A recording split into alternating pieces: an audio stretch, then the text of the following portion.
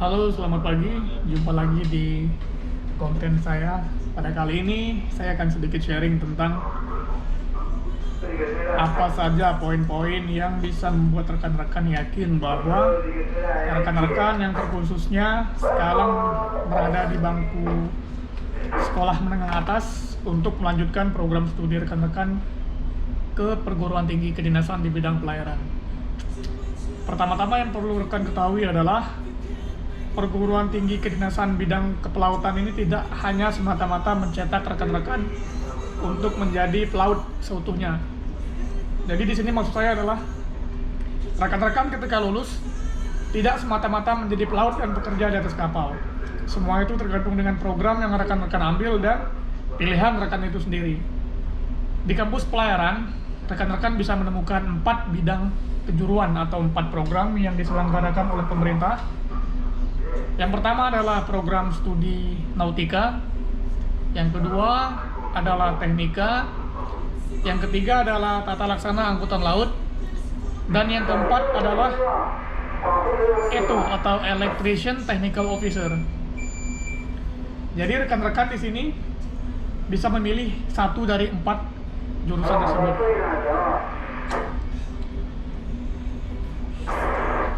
Lalu apa saja sih hal-hal yang perlu dipersiapkan untuk melanjutkan studi di perguruan tinggi kedinasan?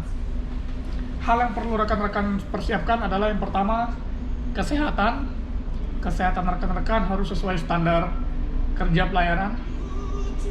Hal selanjutnya adalah nilai. Nilai rekan-rekan harus sesuai dengan requirement yang dibutuhkan oleh kampus. Yang ketiga adalah mungkin biaya, karena tidak sedikit biaya yang dikeluarkan untuk melanjutkan ke jurusan ini.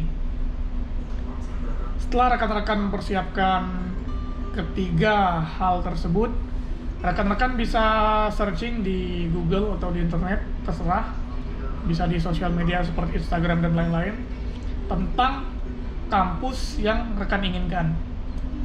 Saran saya rekan-rekan bisa mengambil kampus perguruan tinggi kedinasan pelayaran di daerah rekan-rekan masing-masing. Contohnya rekan-rekan jika rekan-rekan tinggal di Jabodetabek, rekan-rekan bisa mengambil programnya di Sekolah Tinggi Ilmu Pelayaran Jakarta, tepatnya berada di Marunda. Tapi rekan-rekan jika berada di Semarang, rekan-rekan bisa mengambil di Politeknik Ilmu Pelayaran Semarang dan lain-lain. Bisa rekan-rekan search di Google. Setelah mendapatkan informasi mengenai kampus yang ingin rekan-rekan daftar, pastikan rekan-rekan sudah mengetahui tentang keempat jurusan ini, seperti nautika, teknika, dan tata laksana angkutan laut serta ETO tadi.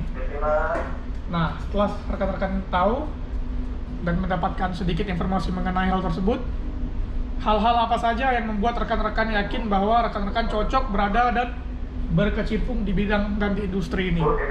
Hal tersebut menurut saya pribadi adalah yang pertama, rekan-rekan memiliki tekad untuk bekerja keras. Kenapa saya bilang tekad untuk bekerja keras di poin pertama? Karena pada dasarnya di setiap bidang pekerjaan, bekerja keras itu adalah hal yang sangat penting dan lumrah untuk rekan-rekan miliki. Di bidang ini, saya bisa bilang industri pelayaran ini adalah industri non-stop operation karena tidak ada hari libur. 24 hours operation, 24 jam bekerja. Maksudnya tidak 24 jam bekerja, maksudnya adalah industri ini adalah industri 24 jam bekerja. Tidak ada libur, tidak ada stop. Jadi setiap trading di pelabuhan itu tetap ada trading, berthing, unberthing, loading, unloading. Semuanya berjalan dengan skemanya masing-masing. Jadi rekan-rekan harus memiliki kerja keras dan etos kerja yang tinggi. Yang kedua adalah rekan-rekan memiliki jiwa petualangan. Kenapa saya bilang rekan-rekan harus memiliki jiwa petualangan? Karena bidang pekerjaan ini adalah bidang far from home. Kenapa saya bilang begitu? Karena tidak ada kapal yang diam di pelabuhan.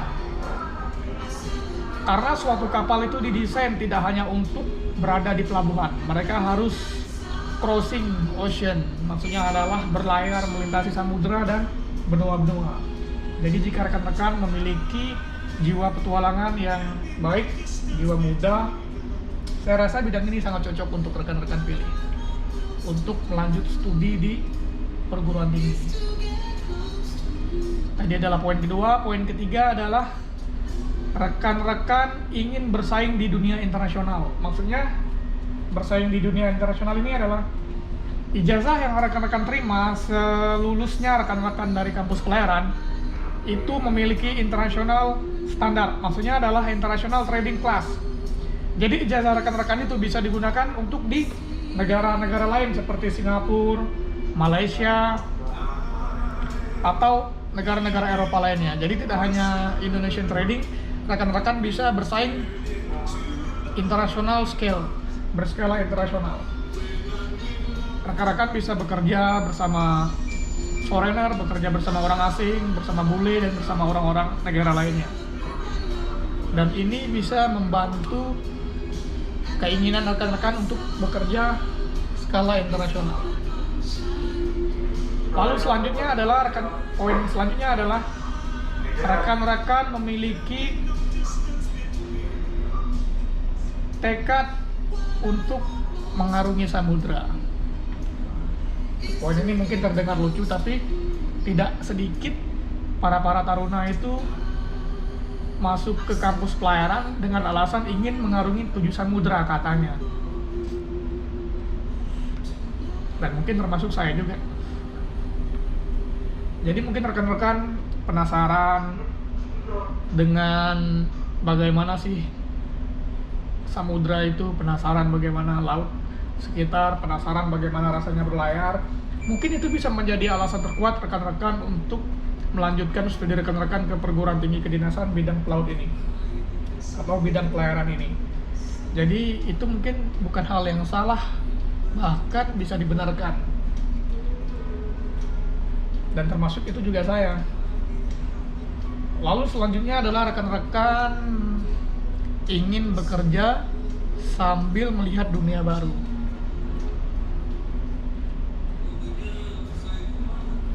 Bekerja sambil melihat dunia baru. Kenapa saya bilang poin ini bekerja sambil melihat dunia baru?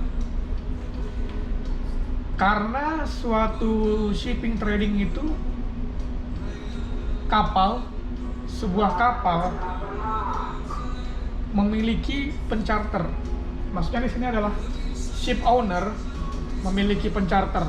Pencharter ini adalah pihak kedua yang mencharter kapal rekan-rekan.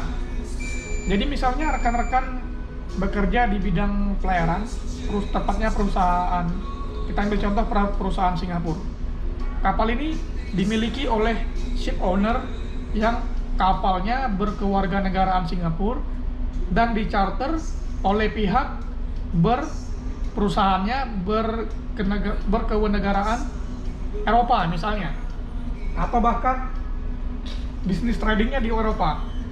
Dengan kapal yang statusnya Singapura, rekan-rekan tidak hanya berlayar di Singapura, dan bahkan rekan-rekan bisa berlayar ke luar Singapura seperti Indonesia, seperti Asia, seperti Eropa, dan lain-lain. Semua itu tergantung dengan pencharter atau voyage order rekan-rekan.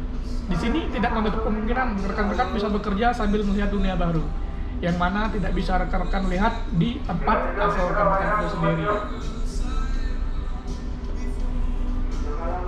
Seperti saya misalnya berkewarganegaraan Indonesia dan memiliki trading pattern ke Singapura dan Malaysia, yang mana ini bisa sedikit menambah wawasan saya atau kita semua tentang bagaimana negara tetangga atau negara lain yang bukan negara kelahiran kita sendiri. Menurut saya itu saja poin-poin yang rekan-rekan bisa ambil, yang bisa membuat rekan-rekan semakin yakin untuk melanjutkan studi ke perguruan tinggi kedinasan. Sebenarnya masih banyak lagi poin-poinnya, tapi secara pribadi saya masih merasakan itu saja yang diperlukan sebagai alasan untuk melanjutkan studi ke perguruan tinggi kedinasan ini. Lalu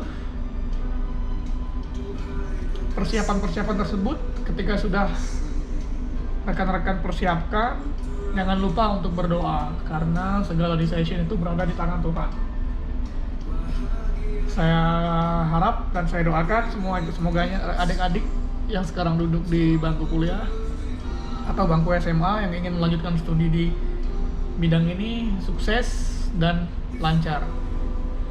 Yang penting selalu semangat dan berharap yang terbaik untuk kalian semua. Rekan-rekan dan teman-teman sekalian juga bisa bertanya di kolom komentar atau menambahkan poin-poin yang kurang yang mungkin saja saya lupakan atau saya salah bicarakan pada konten ini. Dan mungkin itu saja konten yang bisa saya sampaikan pada kesempatan ini. See you again in another content. Semoga ada konten baru berikutnya dan terus pantengin channel ini. Semoga bermanfaat. Selamat pagi. See you again.